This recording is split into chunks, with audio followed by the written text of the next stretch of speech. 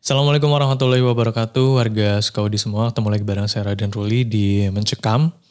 Yang kali ini saya akan menceritakan sebuah kisah yang dikirimkan oleh Syamsyuri.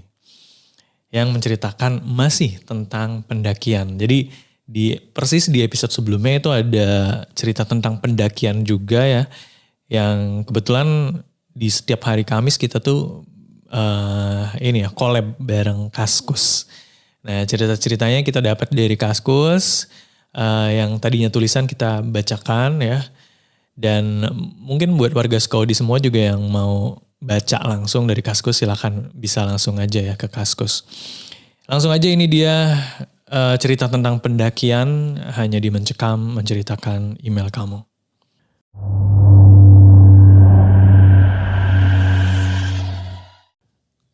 Saya tinggal di salah satu pulau yang bisa dibilang punya banyak sekali gunung yang bisa digunakan untuk sebagai jalur pendakian ya. Sebenarnya ada banyak pengalaman yang didapatkan ketika melakukan pendakian, tapi salah satu yang masih dikenang dan terkenal ya, bahkan membekas sampai saat ini adalah sebuah kejadian di tahun 1990, di mana ada beberapa pendaki yang mendaki sebuah gunung ya. Gunungnya tidak bisa dijelaskan rincian dan karakteristik gunungnya bahkan ya, karena teman-teman semua pasti bakalan mencari tahu atau nebak-nebak nih. Dan bukan berarti ketika saya nggak ngasih tahu secara detail cerita ini fiktif ya. Bukan kayak gitu. Cuma memang hal ini nantinya jadi membuat kesan negatif gitu. Jadi ya lebih baik disamarkan saja. Langsung aja ke ceritanya. Jadi waktu itu saya naik gunung dengan beberapa orang teman. Ada 2 orang perempuan dan 3 orang laki-laki. Kita sebut aja namanya pakai nama samaran ya. Saya Samsyuri, Baharudin, terus Sugianto, Yuli, Ana, dan Effendi. Kami berangkat pada jalur yang ditentukan ya. Dan awalnya tuh kita bareng-bareng mendaki, berenam. Bareng-bareng, tak terpisahkan. Sampai waktu itu menjelang sore hari, kita berkumpul lagi di sebuah titik dan ada 2 orang yang ternyata kami sadari tidak ada di antara kita, yaitu Effendi dan Ana. Kemudian kami menunggu beberapa menit, bahkan hitungan jam ya, 1 jam lebih kita nungguin, barangkali Effendi dan Ana ini tertinggal lumayan jauh gitu. Tapi ternyata tidak ada. Sampai akhirnya ada beberapa pendaki yang melewati kami tanyakan gitu. Kami tunjukkan foto Ana dan Effendi, siapa tahu ketika mereka mendaki tadi ketemu gitu. Tapi ya sampai 1,5 jam lah ya waktu itu tidak datang-datang, dan akhirnya kami memutuskan untuk kembali mencari Ana dan Effendi. Dan tidak ketemu. Dan ya akhirnya kita coba tanya ke beberapa pos, juga tidak ketemu. Dan waktu itu maghrib. Sampai maghrib tiba, kita sholat dulu di sebuah pos ya di situ. Kemudian saya masih bertanya-tanya setelah sholat selesai ya, saya masih bertanya-tanya ke orang-orang yang ada di situ, dan saya diarahkan ke seorang bisa dibilang sesepuh atau kuncen gunungnya gitu. Jadi ada salah satu kuncen gunung yang kebetulan sedang berada di daerah situ. Setelah bertemu dan ngobrol cukup lama, waktu itu sudah menjelang Isya. Akhirnya kami sholat Isya dulu bareng-bareng di situ di tempat kuncen berada. Dan setelah itu si Bapak Kuncen ini mengantarkan kami ke sebuah tempat yang bagaimana ceritanya saya juga nggak tahu. Kami menemukan 2 orang teman kami yang hilang itu, Effendi dan Ana, di sebuah semacam semak-semak gitu, dan mereka ditemukan dalam kondisi yang sudah tidak bernyawa. Kami histeris, kami terkejut setengah mati karena 2 orang ini adalah teman dekat kami. Tapi yang mirisnya adalah mereka meninggal dalam kondisi yang apa kami sebut ya, mungkin telah melakukan hal-hal yang tidak sesuai norma gitu ya. Dan kondisi tubuh mereka tuh menempel. Jadi kalau teman-teman pernah dengar ada orang yang setelah melakukan hal-hal yang di luar norma tersebut kemudian tubuhnya menempel.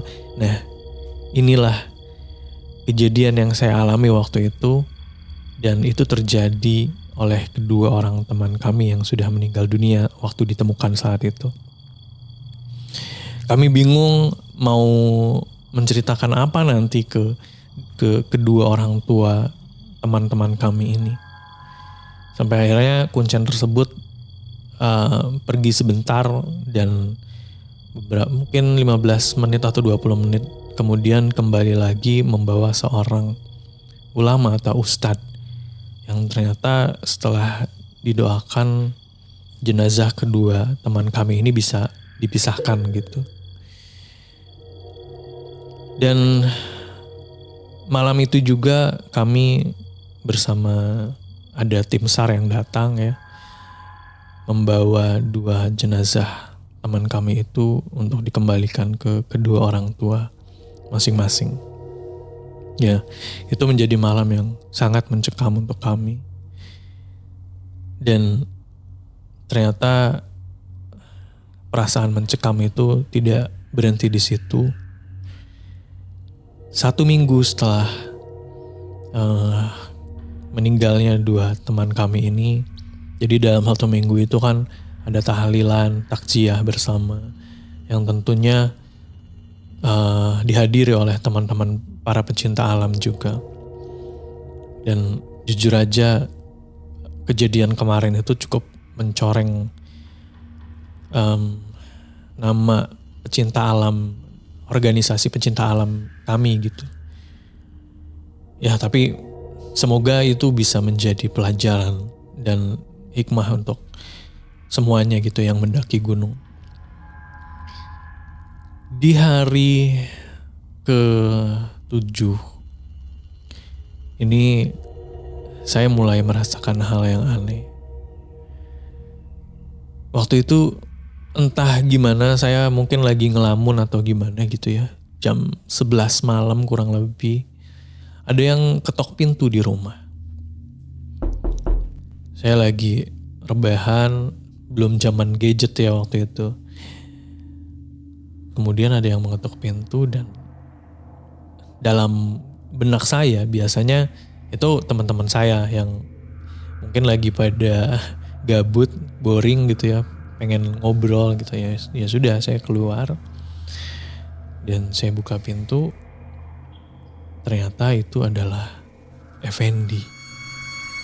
Effendi lengkap dengan pakaian pendakiannya gitu. Dan ini yang saya bilang tadi, saya ini agak konyol sebenarnya, tapi saya tuh nggak sadar kalau Effendi tuh udah meninggal. Saya nggak sadar waktu itu. Jadi saya suruh masuk nih. Pendi, masuk Pen. Saya bilang gitu. Terus ke belakang otomatis ya, ketika ada teman saya. Jadi memang anak-anak di rumah ini suka banget nongkrong di rumah saya karena teras depan rumah saya ini cukup enak gitu ya, sejuk gitu. Akhirnya saya ke belakang buat kopi di dapur. Dan di dapur tuh kebetulan lagi ada ibu saya lagi masak mie. Bikin kopi buat siapa? Kata ibu saya gitu. Kok 2 bikinnya? Saya bilang, buat Effendi bu, di depan mungkin lagi pengen ngobrol. Saya jawab gitu. Terus ibu saya langsung megang tangan saya. Istighfar kamu. Effendi kan udah meninggal. Kamu sendiri kan ikut waktu makamin dia gitu. Saya langsung astagfirullahaladzim. Akhirnya saya keluar sama ibu saya tuh. Ngeliat di ruang tamu dan di depan. Ternyata gak ada siapa-siapa. Wah. Saya mulai gak bisa tidur tuh. Mulai malam itu. Dan ternyata kejadian itu nggak berhenti di hari itu doang. Di hari berikutnya ada juga tuh ketukan. Ya kurang lebih jam yang sama ya. Antara jam 11 sampai jam 12. Ada yang ngetuk pintu. Tapi saya nggak buka karena saya udah trauma banget ya. Nggak tahu nih, orang tua saya mungkin kayaknya nggak denger gitu. Kok yang denger cuma saya doang. Ketuk-ketuk berapa kali. Sampai di hari-hari berikutnya saya nggak buka, itu ada suaranya. Sam, buka pintunya Sam. Iki aku Pendi. Wah, saya paling nggak bisa tuh kalau udah denger yang begitu. Terus mengetuk sambil ngomong begitu. Saya cuma bisa baca-baca ayat atau surat-surat yang saya bisa gitu ya. Sambil saya tutup muka pakai selimut dan mencoba berusaha untuk tidur dan menghiraukan ketukan serta panggilan dari Pendi. Dan kurang lebih selama 1 minggu itu saya beneran kurang tidur gitu.